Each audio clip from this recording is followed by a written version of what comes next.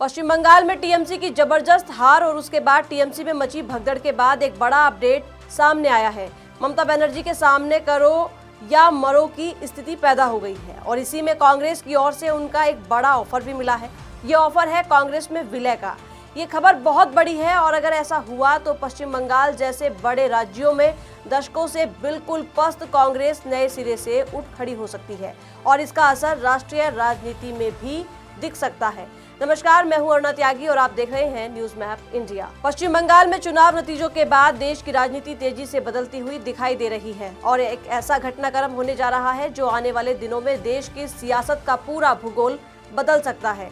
पश्चिम बंगाल के चुनावी नतीजों ने ममता की टीएमसी जैसे मजबूत क्षेत्रीय दल की ताकत को तिनके की तरह ढा दिया है, जिसके बाद ऐसी अटकलें लग रही हैं कि इसके संकेत भी मिल रहे हैं जिससे देश की राजनीति में एक बड़ा रणनीतिक परिवर्तन होता हुआ दिखाई दे रहा है। पश्चिम बंगाल में चुनाव रिजल्ट आने के बाद से ही जबरदस्त सियासी उथल-पुथल चल रही है। इसी बीच आज टीएमसी महासचिव अभिषेक बनर्जी और ममता के भरोसेमंद सांसद डेरेक ओब्रायन थोड़ी देर पहले नेता प्रतिपक्ष राहुल गांधी से मिलने पहुंचे हैं और माना जा रहा है कि इन तीनों नेताओं के बीच टीएमसी के कांग्रेस में विलय का रोड मैप पर चर्चा हो सकती है।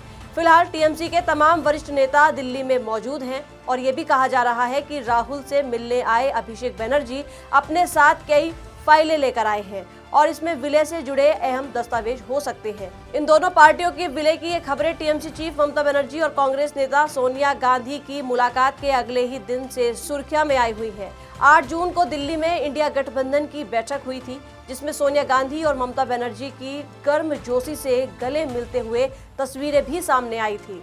ममता बनर्जी की ये मुलाकात ऐसे समय में हुई है जब टीएमसी गंभीर रूप से राजनीतिक संकट का सामना कर रही है। हालांकि विधानसभा चुनाव के दौरान कांग्रेस और टीएमसी नेताओं के बीच तीखी तकरारें भी हुई थी। खुद राहुल गांधी की सभा में भी टीएमसी नेताओं ने अड़ंगे डाले थे, जिसके बाद राहुल ने आरोप लगाया था कि बीजेपी की केंद्र सरकार ममता बनर्जी पर मेहरबान क्यों है। ममता बनर्जी और टीएमसी नेताओं के खिलाफ केंद्रीय जांच एजेंसियां फंदा क्यों नहीं डालती, लेकिन चुनाव नतीजों ने ये सब कड़वाहट धो दी है। इस मीटिंग के बाद 9 जून को भी ममता बनर्जी ने सोनिया गांधी से उनके आवास 10 जनपद पर मुलाकात की थी। दोनों के बीच करीब 1 घंटे तक बातचीत हुई और 24 घंटे के अंदर ये दूसरा मौका था जब ममता बनर्जी और सोनिया गांधी अकेले में मिले। कहा यह भी जा रहा है कि इसी मीटिंग में कांग्रेस ने टीएमसी सुप्रीमो ममता बनर्जी को ये प्रस्ताव दिया था कि अगर उन्हें राजनीति में टिके रहना है और अपना सियासी वजूद बचाना है तो उन्हें टीएमसी का कांग्रेस में विलय कर देना चाहिए। इस पर ममता बनर्जी ने चर्चा के बाद विलय का फैसला भी लिया है। दरअसल जिस तरह से टीएमसी विधायकों के बाद सांसदों ने ममता बनर्जी के खिलाफ बगावत की और वो पार्टी छोड़कर अलग गुट बना रहे हैं, उसमें ममता बनर्जी के हाथ से टीएमसी के फिसलने का खतरा पैदा हो गया है। ममता बनर्जी अपनी पार्टी टूटने या बर्बाद होने से बचाने के लिए उसका कांग्रेस में विलय कर सकती है कि अटकलों पर पार्टी के निष्कासित नेता रिज्जू दत्ता का भी बड़ा बयान सामने आया है। उन्होंने सोशल मीडिया प्लेटफॉर्म एक्स पर पोस्ट कर लिखा, ममता दीदी के पास अब टीएमसी के कांग्रेस में विलय करने के अलावा कोई विकल्प नहीं बचा है। कम से कम उन्हें राष्ट्रीय स्तर पर पहचान तो मिलेगी और बंगाल में अल्पसंख्यक वोट बैंक बिखेरने के बजाय उनके समर्थन में एकजुट हो सकता है। मौजूदा राजनीतिक परिदृश्य में अभिषेक बनर्जी के लिए कोई जगह नहीं है। इसके अलावा एक पहलू ये भी है कि टीएमसी में भगदड़ मचाने के साथ ही ममता के करीबियों पर लगातार हमले हो रहे हैं। ममता के भतीजे और टीएमसी के दूसरे सबसे बड़े नेता अभिषेक बनर्जी और कल्याण बनर्जी जैसे वरिष्ठ सांसद तक पर हमले की घटनाएं हो चुकी हैं। अभिषेक बनर्जी के पुराने कार्यबल और रवैये को लेकर पार्टी में जो अंदरूनी असंतोष था वह अब खुलकर सतह पर आने लगा है। जैसे ही टीएमसी नेताओं के सिर पर से सत्ता का संरक्षण हटा, उनका पूरा जलवा खत्म हो गया और वो बेचारों की श्रेणी में आ गए हैं।